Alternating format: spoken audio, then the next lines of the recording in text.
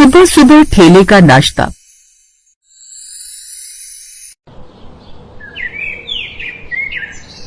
मोनिका की नई नई शादी हुई थी। वो सुबह सुबह सब लोगों के लिए तरह तरह का नाश्ता बना रही होती है। सास के लिए पराठे, ननद के लिए पास्ता और अपने पति के लिए पोहा। यही सब बनाते हुए वो बहुत ज्यादा थक जाती है और खुद से कहती है, मैं तो बहुत ज्यादा थक गई हूँ। अगर इसी तरह से सब लोगों के लिए नाश्ते बनाती रहूंगी तो यहीं पर दोपहर के खाने का समय हो जाएगा। ना जाने माँ जी ये सब कुछ कैसे करती होंगी।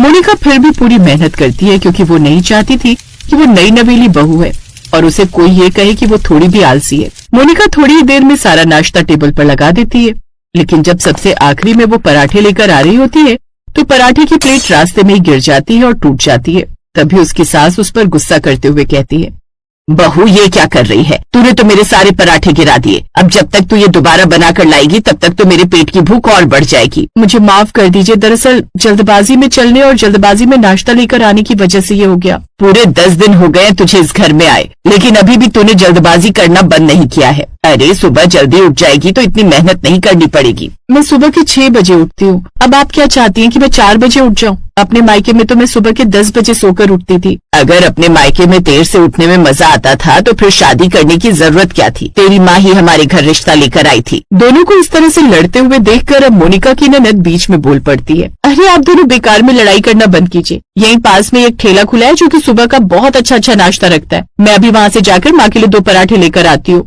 अरे रहने दे, न जाने कैसे पराठे होंगे वो। अगर उन्हें खाने से पेट में गैस बन गई तो न जाने किस तरह का आटा इस्तेमाल करते हैं वो मिलावट वाला। माँ एक बार मेरा और मेरे दोस्तों का कुछ खाने का मन था और कॉलेज जाते हुए मैंने उस ठेले से खाना खाया था। वो सच में बहुत अच्छा है। मैं लेकर आती हूँ, अगर आपको पसंद न आए तो आप बता देना। मीनाक्षी जाती है और अपनी माँ के लिए उस ठेले से 2 पराठे लेकर आ जाती है। वो पराठे सच में बहुत लाजवाब थे। वो पराठे खाते ही सुमित्रा का गुस्सा उसके चेहरे से गायब हो जाता है और वो कहती है, ये पराठे तो सच में लाजवाब हैं। इन्हें खाकर तो मजा ही आ गया। सच में एक काम कर मीनाक्षी, अब से मेरे लिए रोज वहीं से 2 पराठे मंगवा लिया कर। तू उस ठेले वाले का नंबर लेकर आ जा। अब ऐसा ही होता है।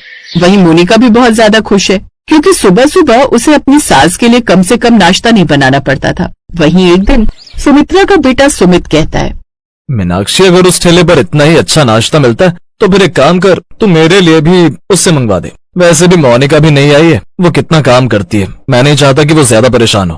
कभी माँ के लिए भी इतना दुख दिखा दिया होता तब तो तुझे सुबह सुबह सारी चीजें हाथ में चाहिए थी और तरह तरह के नाश्ते की फरमाइश करता था, और अब अपनी पत्नी का दुख देखा नहीं जा रहा।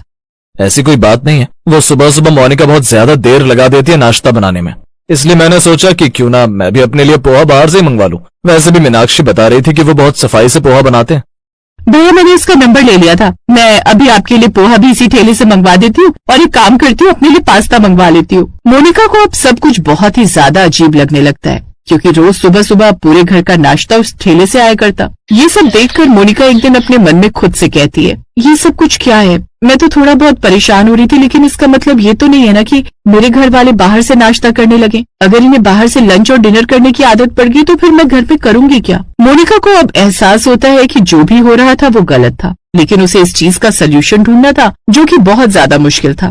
अब मोनिका एक दिन सच में सुबह 4 बजे उठ जाती है और सब लोगों के लिए नाश्ता बनाकर तैयार कर देती है। जैसे ही सब लोग नाश्ते की टेबल पर आते हैं तो तरह तरह का नाश्ता तैयार था और मोनिका खुश होते हुए कहती है, मैंने आज सारा नाश्ता बनाकर तैयार कर दिया है। पराठे हैं, पास्ता है, हर तरह का नाश्ता बनाया है मैंने। और ये देखिए इडली और सांभर भी बनाए हैं। यूट्यूब से रेसिपी सीखी थी मैंने।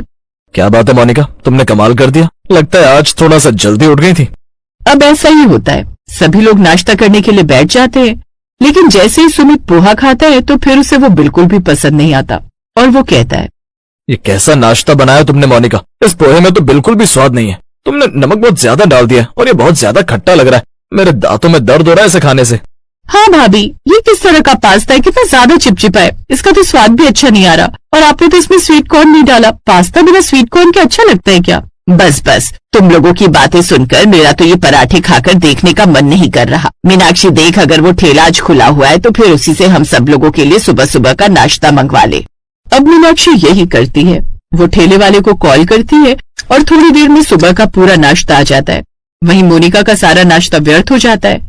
वो अपने कमरे में जाती है और रोते हुए खुद से कहती है, मैंने कितनी कोशिश की कि मैं इस घर के लोगों का प्यार जीत सकूं, लेकिन इन लोगों को तो उस ठेले का नाश्ता ही अच्छा लग रहा है। मुझे बहुत ज्यादा बुरा लग रहा है, लेकिन कुछ कर भी नहीं सकती। अब मोनिका बिल्कुल खामोश रहने लगती है। वो सुबह का नाश्ता बनाना बिल्कुल बंद कर देती है। वो अपने लिए कभी कभी कुछ बनाया करती और खुद ही खा लिया करती। वहीं उसके पूरे ससुराल वाले उसी के सामने बैठकर सुबह सुबह ठेले का नाश्ता खाया करते। लेकिन एक दिन उनकी पड़ोसन आकर उन्हें खबर देती है, तुम लोगों को पता है वो जो सुबह सुबह ठेले वाला नाश्ता लगाया करता था, उसके खाने में मिलावट मिली है।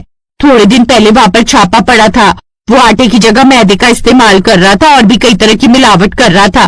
कैसी बात कर रही है तू? ये बात तो मुझे पता ही नहीं थी। मोनिका बहू, अब से तो तुम मेरा नाश्ता बना दिया करना। मैं उस ठेले का नाश्ता नहीं खाऊंगी। तुम तो जानती हो कि मैं 2 टाइम जिम जाता हूँ और अपनी सेहत का कितना ध्यान रखता हूँ, और अगर मेरी सेहत को कुछ हो गया तो क्या होगा? और अभी तो मेरी शादी भी नहीं हुई। अगर मेरे शरीर में कोई दिक्कत होगी तो फिर कोई मुझसे शादी नहीं करेगा और मुझे सारी जिंदगी अपने मायके में ही बैठना पड़ेगा। भाभी, आप जैसा भी बनाओगी मैं चुपचाप खा लूंगी। मोनिका भी खुश होकर सब लोगों के लिए नाश्ता बनाने को तैयार हो जाती है और उसके बाद रसोई में जाती है। वहीं खिड़की से उसकी पड़ोसन रसोई में झांकती है और कहती है, ठीक है मोनिका, तूने मेरे घर आकर मुझसे विनती की थी कि मैं उस ठेले की बुराई करूं और देख मैंने कर दी, लेकिन अब तुझे भी अपना वादा निभाना होगा। आंटी, आप बिल्कुल भी फिक्र मत करिए। जब मैं सब लोगों के लिए नाश्ता बनाया करूंगी तो मैं आपके लिए भी खिड़की से नाश्ता पार्सल कर दिया करूंगी। आखिर आपने मेरी इतनी मदद की है और धीरे धीरे मैं कोशिश करूंगी कि समय से सब लोगों के लिए नाश्ता बना दिया करूं। पड़ोसन कहती है, सच में तू बहुत अच्छी है। जहाँ आजकल की बहुएं काम करने से भागती हैं, वहीं तू काम करने को तैयार है। तू सच में बहुत अच्छी है और ऐसे ही काम करती रहे। और रही उस ठेले की बात, तो फिर वो ठेला भी जरूर कोई ना कोई मिलावट करता ही होगा, वरना इतने सस्ते दाम में कोई भी खाना बनाकर तैयार नहीं कर सकता। अच्छा हुआ जो हमने तेरे घर वालों को वो सुबह सुबह ठेले वाले नाश्ते का इंतजाम खत्म कर दिया। पड़ोसन की मदद से मोनिका के जीवन में सब कुछ ठीक हो जाता है। मोनिका धीरे धीरे अपने घर वालों को इस बात के लिए मना लेती है कि रोज हर कोई एक तरह का नाश्ता न खाए। अब उसके बाद किसी दिन घर में पोहा बनता, तो किसी दिन सिर्फ पराठे, तो किसी दिन सिर्फ पास्ता, और पूरा परिवार उसे खा